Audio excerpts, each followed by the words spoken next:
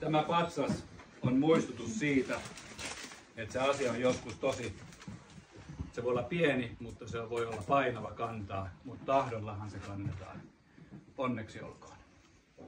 Grattis Rolf. Du får ha den ett år. Halvt år, jag måste ju dela med er. Det måste vi göra. Så har vi diplom. Vuoden tahtopatsas 2024 samoilla sanoilla, mitä tässä äsken toin esille.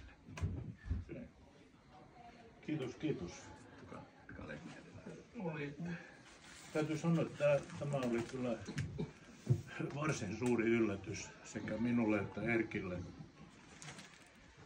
Ei me tällaista niin kuin haaveiltu tai ajateltu silloin, kun ryhdyttiin toimeen.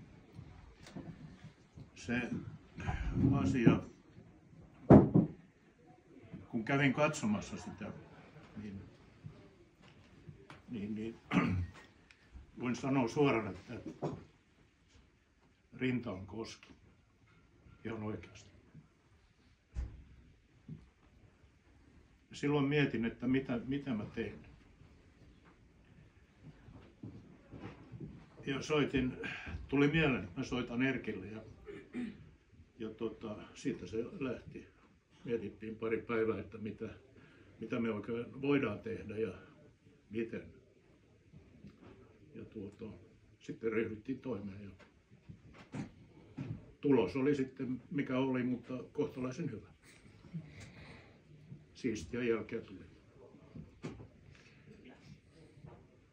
Kiittää voi vielä hautausmaan nuoret työntekijät, varsinkin nuori nainen, joka auttoi meitä, näytti mihin roskat laitetaan ja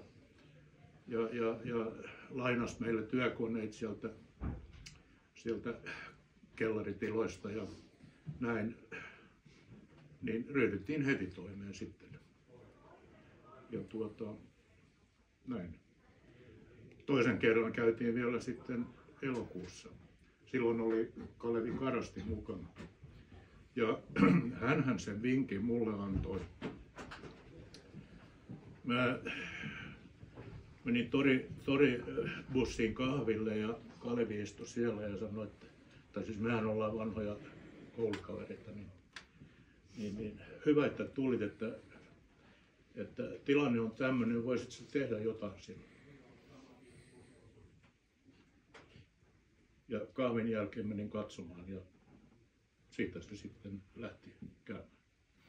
Kiitos vielä kerran suuresti. Tack ska ni ha. Kiitos teille.